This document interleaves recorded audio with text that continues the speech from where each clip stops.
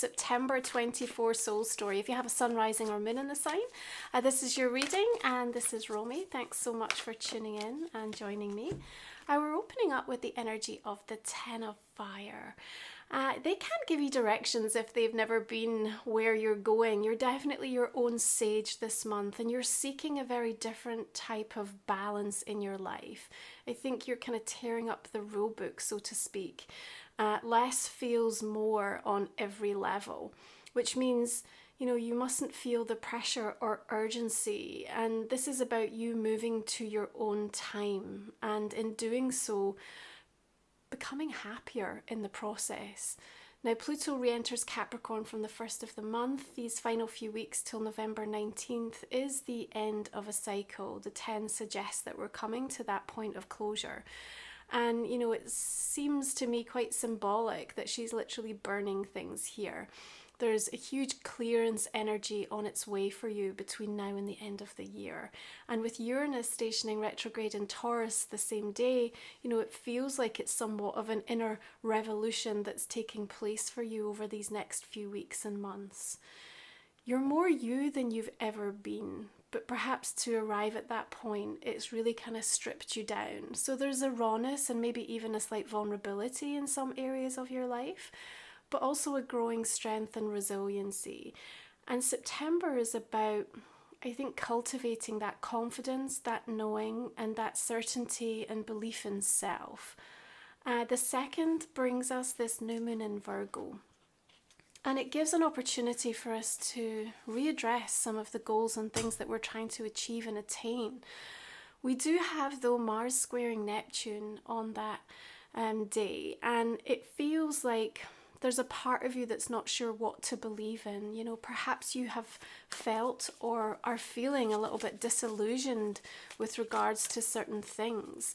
And, you know, there's a reminder here that we have to stay true to the visions that we have. In fact, if we don't define life on our terms, it becomes easy to get caught up in what others' expectations of us are. And with the 10 of Earth coming through here, there might possibly be some powerful family dynamics, you know, your strings being pulled in certain regards. But what we can clearly see with the 210 showing up for September is that you're really ready to close something off, to shut it down, to move on, to experience something different. And I think you have an opportunity to do that, especially with some interesting conversations happening with the South Node this month. So on the 3rd, Venus is conjunct the South Node in Libra. And here we're reflecting, especially around some of the previous relationships that we've had, you know, where perhaps there have been lessons and patterns that have repeatedly played themselves out. And there's a letting go, there's a feeling of being able to release that, you know, a desire to want to move to a new level. Of course, we're all, you know, we're always experiencing healing continuously, but there's definitely something that you feel ready now to turn the page with regards to. I want to call out like a really beautiful aspect coming in mid-month, okay, because I think that this is going to be quite symbolic for you. Venus is trining with Jupiter in air signs, Libra and Gemini, meaning that, you know, the thoughts that we're thinking, but also the messages that we're receiving, have the opportunity to demonstrate to us where there are growth opportunities, and perhaps where you have been feeling a sense of scarcity or depletion or lack.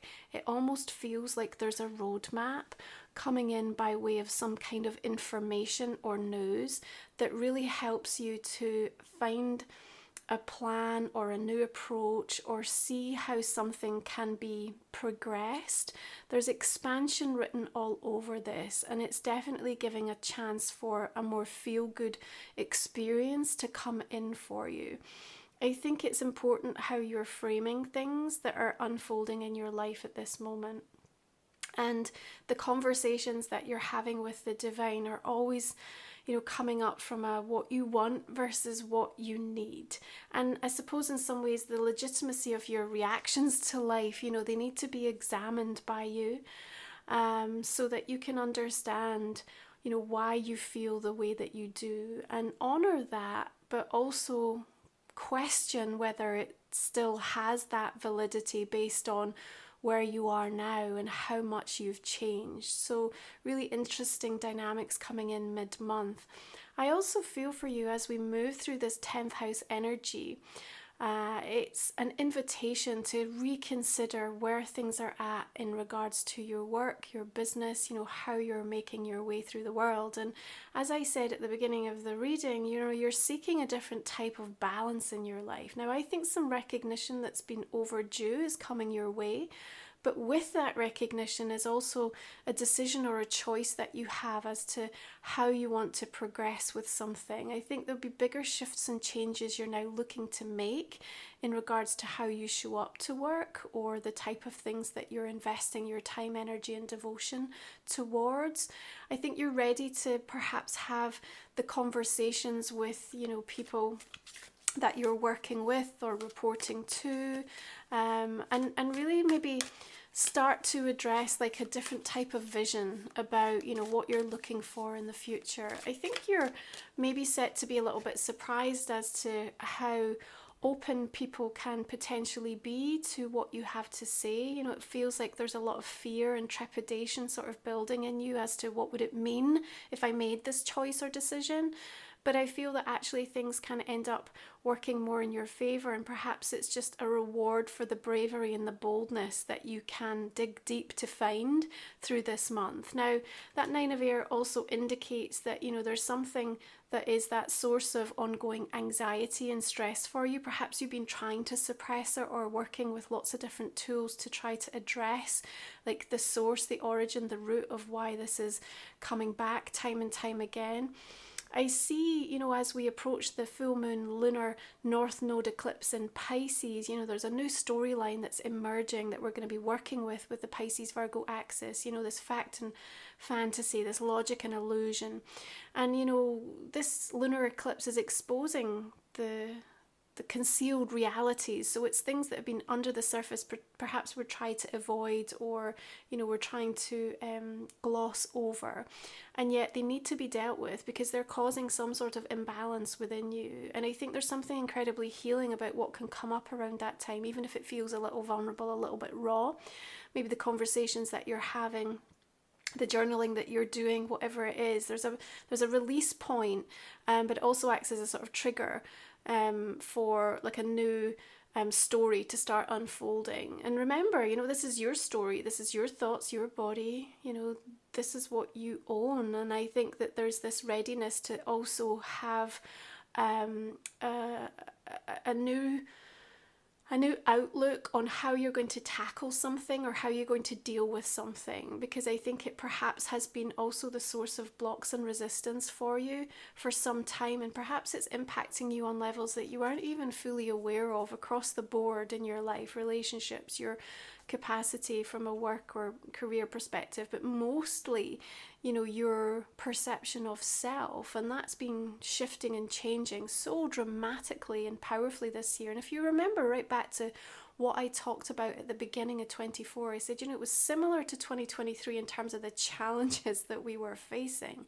But the difference of this year was almost like we had a bit more grit and a bit more resiliency. And we were kind of like, okay, bring it on. I know that this isn't going to be easy, but I'm just prepared to navigate, to wade through this, to keep showing up.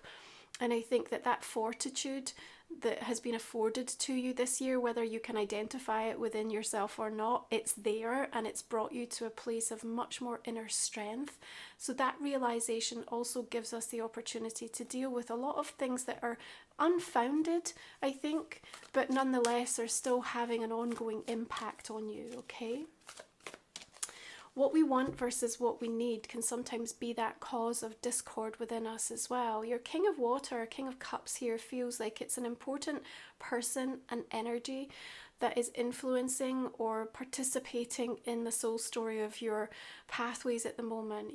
They have important things to share and to talk about with you that is very much rooted in your spiritual progress, your advancement and understanding of the lessons that you're going through, the residual karma and echoes of karma that might be continuously playing out, and really what you're I suppose, your energetic strategy is for how you move forward at this point. You know, you're more awake, you're more aligned, you're more intuitive, you're more psychic than you've ever been, you're more you than you've ever been. But that doesn't mean that conditions around you are perfect. We can still find our own version of perfection in an imperfect scenario, and particularly through Virgo season, that matters. So there's someone that's having a conversation deep and meaningful with you, whether that be a friend, a counselor, a mentor, a healer, but they have some wisdom, they have something to share, something to pass on that's relevant and will be resonant for you, okay?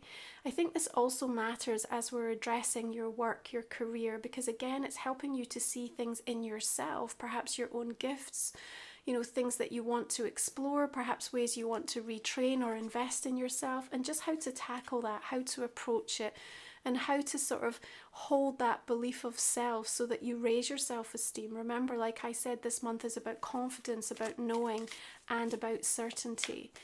Now we've got Equinox coming in on the 22nd, of course, always a beautiful time to have that rebalancing reset. The same day Venus shifts into Scorpio, which tells me there's something slightly intense about the way that we are addressing things in our world at that time. It can feel a bit disorientating. It can make our equilibrium feel like it's a little bit out of balance, you know, and the Tower just feels like it's coming in to kind of shake something up for you. You know, it doesn't feel doomsday. It feels to me like there's a necessary readjustment and reordering and reshuffling that has to take place. And sort of from the 22nd to the end of the month, there's just an acceptance on your part that this also needs to be dealt with and this needs to happen.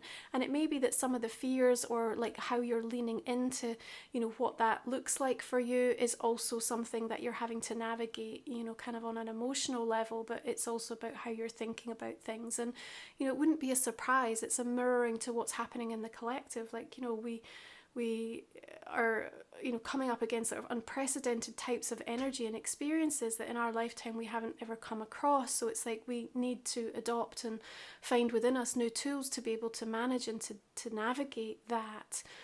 I also think that, you know, you could have a slight difference of opinion with somebody, which, by the way, doesn't mean, you know, that you can't maintain a professional or a loving or a positive relationship with them. I just think that, you know, you feel like you're coming up at odds with somebody about the best way to do something, the best way to approach something.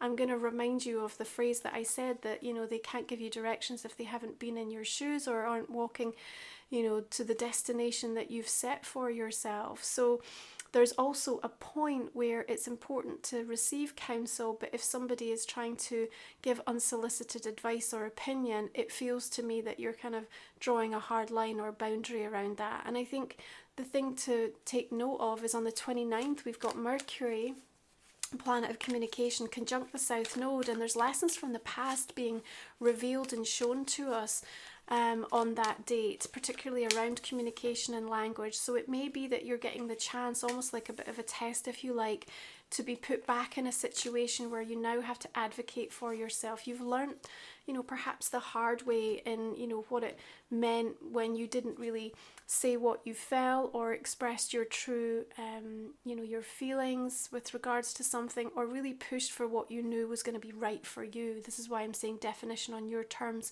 Otherwise you get caught up in others' expectations. So it feels like there's a, you know, something arising, some sort of situation. And yes, I think there could be some complexity to that, but I also think you've got the chance to kind of show yourself and others just how far you've moved on, and that you really understood and have grown and integrated, you know, everything that has been part of that experience in a very powerful way. So expect to have that type of conversation where you're a little bit pushed and you're really being thoughtful and having that pause, you know, thinking before you speak. Do I really want to say this? Is this really the right language in terms of what I'm trying to get across, or what I need as the outcome from this situation? And doing some work ahead of any critical conversation, meeting, interaction around that date will also be super valuable for you as well, so that you're just clear about the end game and the outcome. You know, you're going back to, again, using some of those important energetic tools around pre-paving. If we don't set and decide the outcome that we want, we can end up being kind of pushed about by the energy that is in play and perhaps more dominant on any specific day because they have a clear intention, okay? So if you're new to the channel, our last 3 cards we're going to look at in the extended version of this reading, Sagittarius. We speak for another 30 minutes or so. We'll look at a personal question and a relationship card for you. So you can find the link in the comment description box underneath. It's just a way to support my channel. I really appreciate the investment. You can also use the super stickers in the comments below, and I thank you for that. I'm going to go ahead and clarify just the cards that we've laid down and see the direction we're going to take this reading for you. So let's start with the 10 of Fire. We've got Page of Cups coming in. And we've got the Energy of Death. Now this month, over on my website, romywiser.com, you're going to find Sacred Soul Support, Equinox, guided meditations for your rituals, also a lunar eclipse, journey. You'll find my deck over there, Life Soul Vision Oracle. You'll find my book, Musings, all the creative tools. Listen, these were created to support you in these times, you know, so please check out all of my work and ways to work with me. There's some new offers coming online that you can also learn about over on the website. Now all the decks are also listed below. King of Water, King of Pentacles, 8 of Wands. What about this Tower? 10 of Wands again. Queen of Pentacles. It does feel like, you know, there's been some burden placed upon your shoulders, but I actually quite like the Tower for that because I feel like it's the removal of that, but also the disruption that that causes when it happens, you know. It sort of has a rippling effect. Okay, we're going to go ahead and look at Life Soul Vision Oracle. So this is my deck. Let's see what wants to come through for you. Okay, Solar Plexus energy, stand in your light. Root energy, built from love. Love the chakras coming. Oh, another one, okay. Throat energy, energetic expression. We've got soul stories. We've got the Spirit Stag and the Queen of Earth, complementing that Queen of Pentacles there. That's heralding really positive indications for your work and career this month, as it should, with that 10th house being activated. Like I said, recognition that's overdue, or really getting focus, inspiration towards something. Okay, one more oracle for Sagittarius. Where are we going to go in the extended with this? Let's have a look. Weather the storms, let it change you, embrace the unexpected. Okay, feels a little bit like that Tower coming through, complemented. Thanks for being here, Sagittarius. I hope you'll join me on the extended. Enjoy Equinox. Have a beautiful month of September. There's a beauty and an intensity to it, and I think it can really support you in profound personal progress. I will see you again next month. Bye for now.